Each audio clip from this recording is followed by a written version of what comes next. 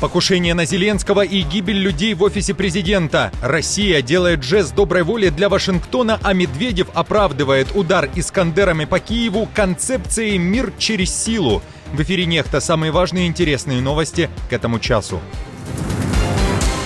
Баллистикой по Киеву. Под ударом офис известного телеканала Freedom, который вещает на русском языке. Москва бьет по столице через несколько часов после проведенных с США переговоров. Россия освобождает американца. Тайный обмен, который в Вашингтоне назвали жестом доброй воли, что известно о закулисных играх между РФ и США. Туристические поездки в Беларусь под запретом. В Казахстане говорят о законе об иноагентах, а в Узбекистане борются за права женщин, которые стали жертвами домашнего насилия. Друзья, всем привет! Буду рад вашему лайку, подписке и репосту. Вы прекрасно знаете, что для нас это очень важно. Оставляйте также свои комментарии и спасибо вам за обратную связь. Об актуальных и важных событиях прямо сейчас начинаем. Удар баллистикой по Киеву в Москве назвали концепцией «мир через силу», которая работает. Автором циничного заявления является Медведев, нынешний заместитель председателя Совета безопасности РФ, который неоднократно пугал мир ядерным оружием. Медведев говорит, что так РФ продемонстрировала реальное, а не придуманное соотношение сил. Кроме того, он отреагировал на заявление Зеленского об обмене территориями, заявив, что эти слова – чушь. Для таких единственный способ исцелиться – снова почувствовать себя русскими, по совету президента США.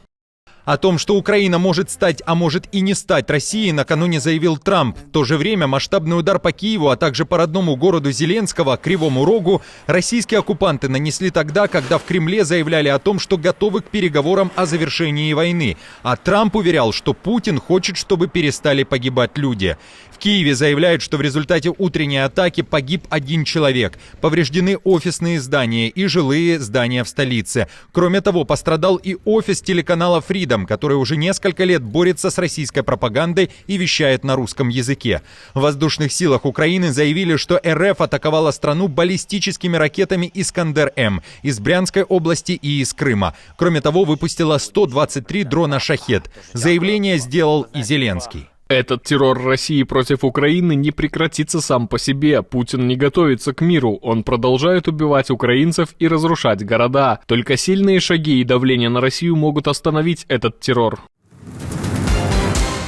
Удар по Киеву, кстати, россияне нанесли и после того, как в Москве с визитом побывал спецпосланник Трампа. Результатом его визита стало освобождение осужденного в РФ за якобы контрабанду наркотиков американского учителя, который преподавал в одной из школ Москвы и был арестован в столичном аэропорту еще в 2021 году. В Вашингтоне его возвращение на родину назвали знаком того, что РФ и США движутся в верном направлении, чтобы положить конец войне в Украине. Кроме того, события в США назвали жестом доброй воли со стороны россиян. Какими были условия сделки, после которой представитель Трампа Стивен Уиткофф вернулся в Штаты уже с освобожденным учителем Марком Фогелем, до конца не ясно. Трамп на вопрос, что дали США взамен, ответил так. Не так уж и много. Нет, они были любезны. На самом деле Россия очень хорошо к нам отнеслась. Я надеюсь, что это начало отношений, в рамках которых мы сможем закончить эту войну, и миллионы людей перестанут погибать. Они потеряли миллион людей. Они потеряли, если говорить о солдатах, вероятно, 1,5 миллиона солдат за короткий период времени. Нам нужно остановить эту войну.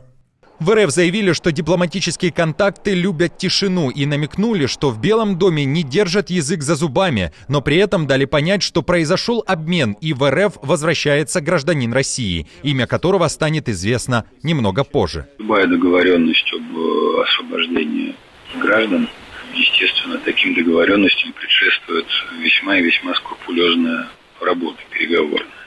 И, конечно, такие договоренности, они вряд ли способны стать переломным моментом, но в то же время по крупице это определенные шаги по наращиванию того самого взаимного доверия, которое сейчас находится на низшей точке. Отмечу, что Трамп анонсировал освобождение еще одного американца, кого именно не уточнял. Освобожденный же Фогель, которого США считали незаконно арестованным в России, назвал Трампа героем. В то же время The New York Times обращает внимание на роль Стива Уиткофа, который занимался этим обменом. Визит спецпосланника США по Ближнему Востоку в Россию может означать новый путь общения Вашингтона с Москвой, считает издание. А что вы думаете о таких контактах, лестных словах в адрес Путина со стороны Вашингтона? Пишите свои версии в комментариях. Контракт на 1 миллион гривен, 200 тысяч сразу на руки и еще 800 тысяч двумя частями на время действия контракта. Это одно из первых условий от Минобороны Украины, которое может привлечь молодых украинцев в возрасте от 18 до 24 лет на службу в армию по контракту. Уже сутки в Украине обсуждают новую программу, которую несколько дней назад анонсировал Зеленский. Минобороны Украины объявила о наборе на контракт в тот момент, когда в западной прессе появились публикации о том, что Украина должна доказать, что ей необходимо помогать, и для этого необходимо снизить мобилизационный возраст. Итак, украинской молодежи предлагают после подписания контракта на год трехмесячную усиленную подготовку, а также дополнительно до 120 тысяч гривен в месяц, плюс доплаты за боевые задания, до 2 миллионов гривен в год, выбор части и специальности, компенсацию жилья на период службы, медицинское обеспечение плюс стоматология и зубопротезирование, ипотека с 0% годовых после окончания контракта, бесплатный проезд и коммунальные льготы, обучение в учебных заведениях в рамках квот за счет государства после окончания контракта, право на выезд за границу после 1 года службы и возможность самостоятельно выбрать место прохождения военно-врачебной комиссии. На сайте Минобороны Украины набор на контрактную службу 18-24 проходит под лозунгом «Поколение, которое решает уже сейчас». На этом же портале можно выбрать и бригаду, частью которой может стать будущий молодой контрактник, но перед этим необходимо заполнить специальную анкету. Зеленский заявляет, что не стал выполнять ультиматумы Путина в начале полномасштабного вторжения и едва не был убит. При этом в офисе президента были жертвы.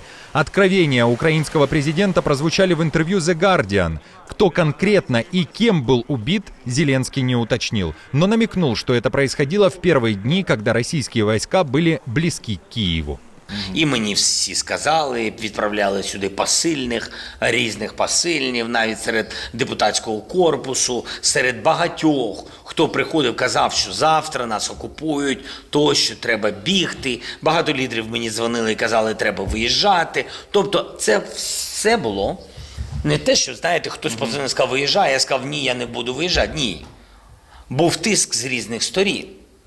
Були люди, які хотіли вбити, і були постріли, і було тощо, загинули деякі люди тут, всередині нашого офісу, були інші люди наші, які захищали, була висадка з десанта, тощо. Все це відбувалося, і паралельно з цим були ультиматуми, і вони тиснули, і паралельно з цим були дзвінки від різних людей.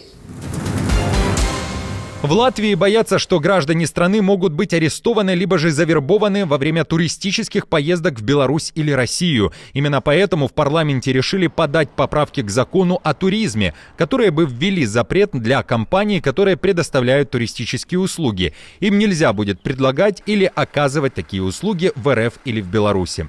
Известно, что законопроект может коснуться абсолютно всех туроператоров на территории Латвии. Кроме того, авторы поправок уточняют, что запрещение предоставления туристических услуг в России и Беларуси будет реализовано как часть уже введенных международных санкций против этих стран и будет направлено на предотвращение политических и экономических связей, которые могут способствовать агрессии или нарушениям прав человека. Поездки в Россию и Беларусь сейчас представляют собой вопрос безопасности, создающий проблемы как для самих туристов, так и для наших служб. Мы не можем допустить, чтобы туроператоры продолжали организовывать развлекательные поездки, а наши граждане в полных автобусах ехали в страны, которые открыто заявляют о своем желании оккупировать Латвию. В прошлом году в России и Беларуси были арестованы более 30 граждан Латвии, но возможности наших учреждений помочь им в этих странах крайне ограничены. В Казахстане планируют принять закон, идентичный российскому закону об иноагентах. В Астане уверяют, что это закон не о том, чтобы запретить говорить правду, а о том, чтобы знать, кто оплатил правду, которую предоставляют казахстанцам. В правительстве уверяют, что сейчас в стране есть СМИ и правозащитные организации, которые получают, далее цитата, «подпитку из других государств». Давайте мы будем об этом просто знать. Если человек получил грант, он должен будет указать, что я получил грант и отрабатываю. И тема моего гранта вот такая конкретно. И я сегодня и решаю этот вопрос, отрабатывая этот грант. То есть нам нужно об этом знать. Смирнова говорит, что подобных представителей собираются маркировать. Напомню, что закон об иноагентах существует и в РФ, и, как правило, в России признают иноагентами людей, которые открыто критикуют власть. Для Кремля они сразу же становятся неудобными, попадают в черный список, а далее для таких иноагентов существует целый список ограничений. Напомню, что из-за принятия подобного закона в Грузии прошли массовые протесты, но отмечу, что законы об иноагентах есть и в других странах, в частности США и в Австралии, но они кардинально отличаются от российского. В Узбекистане решили отменить обязательный срок для примирения при разводе, если одна из сторон является жертвой домашнего насилия. Раньше парам давалось время на то, чтобы хорошо подумать, разводиться или же нет. Однако теперь в Ташкенте говорят, что несвоевременное решение вопроса расторжения брака порой приводит к трагическим последствиям. Жертва семейного тирана совершает самоубийство, либо же, отмечает Сенат, наступает преждевременная смерть женщин. Изменения закона считают в Узбекистане позволит предотвратить совершение тяжких преступлений в конфликтных семьях, где регулярно происходят случаи притеснения и насилия. Помимо этого, если суд рассматривает спор о праве пользования жильем, например, после развода или семейного конфликта, то он может обязать собственника предоставить другому человеку равноценное жилье или оплачивать аренду другого жилья. Это касается случаев, когда человек выселяется принудительно, но у владельца есть другая недвижимость. Принятие данного закона служит дальнейшему укреплению прав женщин, правовому решению их жилищных вопросов. По итогам заседания принято соответствующее решение комитета. В России прошла спецоперация по спасению 139 рыбаков-сепаратистов. Они, может, и не хотели, но отделились от берегов Сахалинской области и ушли в свободное плавание на льдине. Чтобы вернуть таких любителей зимней рыбалки, местная МЧС задействовала более 30 специалистов и 17 единиц техники. Кроме того, часть дрейфующих в Охотском море россиян не хотела эвакуироваться, пока не заберет свой улов и снасти. Такие действия поддались критике. В соцсетях люди пишут, что рыбаки хотели и рыбку съесть, и на Сахалин вернуться. Всех отколовшихся в итоге вернули на землю. Нормально все? Нормально, говорю, все? Рыбачишь? Давай, рыбачь. Друзья, на этом все. Не забудьте оставить свой комментарий и лайк. Мы же с командой продолжаем следить за самыми важными новостями. Оперативную информацию от Нехта ищите в телеграм-каналах или на платформе X. Спасибо вам за доверие и то, что остаетесь с нами. До новых встреч и хороших вам новостей.